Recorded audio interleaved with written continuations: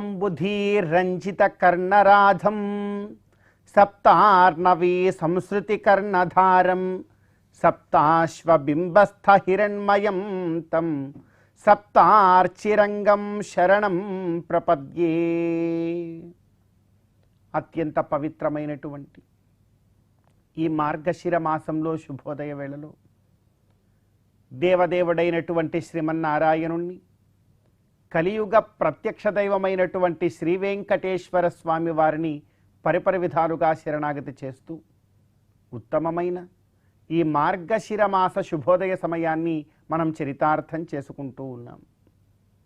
ఈ మార్గశిర మాసంలో ఎంతగా గోవిందుడు గురించి మనం ఆరాధిస్తామో, ఎంతగా శరణాగతి మార్గంలో ముందుకు వెళ్ళేటువంటి ప్రయత్నం చేస్తామో, అది కూడా భగవత్తత్వాన్ని అవగతం చేసుకొని ఎంతగా మనం ముందుకెడతామో అంత గొప్పదైనటువంటి భాగ్యాన్ని మనందరం కూడా పొందవచ్చును.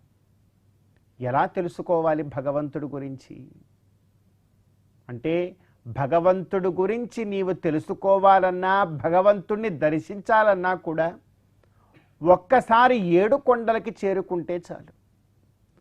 7 కొండలవాడు మనల్ని ఎంతో గొప్పగా అనుగ్రహిస్తూ ఉన్నాడు.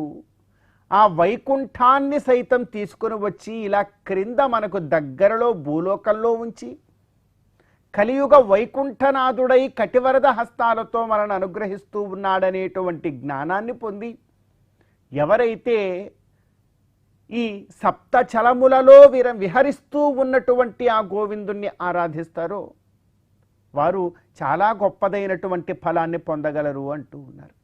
దానికే మరి చెప్తున్నారు, ఈ 7 కొండలలో వేంచేసి ఉన్నటువంటి ఆ 7 కొండల వాడు ఎలాంటి వాడో ఒకసారి మనకు తెలియజేస్తూ ఉన్నారు శాస్త్రంలో. సప్తాంబుధీరంజక రాజహంసం. ఈ లోకంలో 7 సముద్రాలు ఉన్నాయి అన్నారు. లవణేక్షు శురాశర్పిర్దధిక్షీర శుద్ధోదకార్ణవాహ అంటారు. ఈ సప్తార్ణవములలో ఈ ఒక అర్ణవము, ఒక సముద్రము ఉన్నది అంటే సముద్రానికి అందాన్నిచ్చేటువంటిది ఏది అంటే ఆ సముద్రము పైన విహరిస్తూ ఉన్నటువంటి రాజహంసము అని చెప్తారు. కనుక ఈ లోకంలో 7 అర్ణవములు ఉంటే ఈ 7 అర్ణవములకు అందాన్ని చేకూరుస్తూ ఉన్నటువంటి రాజహంస మరెవరో కాదు, 7 కొండల మీద వేంచేసి ఉన్నటువంటి ఆ రాజహంస గోవిందుడే, మరొకరు ఎవరో కాదు అంటూ ఉన్నారు. ఇంకా సప్తాంబుధీరంజిత రాజహంసం సప్తార్ణవీ సంస్కృతి కర్ణధారం. మనందరికీ కూడా సంసారం ఏమి సామాన్యంగా లేదు. మన సంసార సాగరం ఎంత పెద్దది అంటే ఈ లోకంలో ఉన్నాయని మనం చెప్పుకుంటూ ఉన్నటువంటి 7 సముద్రములు ఎంత విశాలంగా ఉంటాయో అంత విశాలంగా ఉన్నది మన యొక్క సంసార సాగరం కూడాను. మరి అంత విశాలంగా ఉన్నటువంటి ఈ సంసార సాగరాన్ని ఈదడానికి నీకు దొరికినటువంటి నావ ఏదైనా ఉంటే, ఆ నావని నడిపిస్తూ ఉన్నటువంటి నావికుడు ఎవరైనా ఉంటే అది కేవలము కటివరద హస్తాలతో ఆనంద నిలయంలో ఉన్నటువంటి ఆ గోవిందుడు మాత్రమే అంటూ ఉన్నారు. అందుకే అన్నారండి, సప్తార్ణవీ సంస్కృతి కర్ణధారం. సంస్కృతి అంటే సముద్రము, కర్ణధార అని అంటే నావని నడిపేటువంటి నావికుడు అని అర్థం. సప్తార్ణవీ సంస్కృతి కర్ణధారం సప్తాశ్వబింబస్థ హిరణ్మయం తం. మరి ప్రతిరోజు కూడా మనకు ఉదయం అవుతూ ఉన్నది, రాత్రి అవుతూ ఉన్నది, రోజులు గడుస్తూ ఉన్నాయి.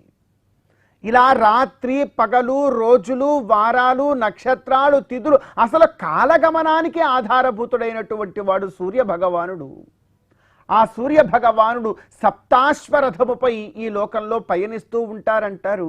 ఈ సప్తాశ్వరథము పైన ఉన్నటువంటి ఆ సూర్య భగవానుడు యొక్క అంతరాత్మ రూపంలో హిరణ్మయ రూపుడై ఉన్నటువంటి వాడెవడు అంటే సూర్యనారాయణుడు. సూర్యుల్లో కూడా ఆ గోవిందుడే ఉన్నారు అంటూ ఉన్నారు.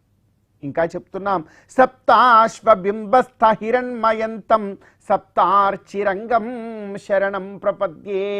ఆయనే ఈ 7 సముద్రాలకు అందాన్ని తెస్తున్నటువంటి ఆ రాజహంసమే సప్త సముద్రములంత విశాలముగా ఉన్నటువంటి సంసార సాగరం నుండి నిన్ను బయటపడవేయగలిగినటువంటి ఆ గొప్పవాడైనటువంటి ఆ నావికుడే ఈ 7 కొండల మీద నీ కోసం కటివరద హస్తాలతో వేంచేసి ఉన్నాడు.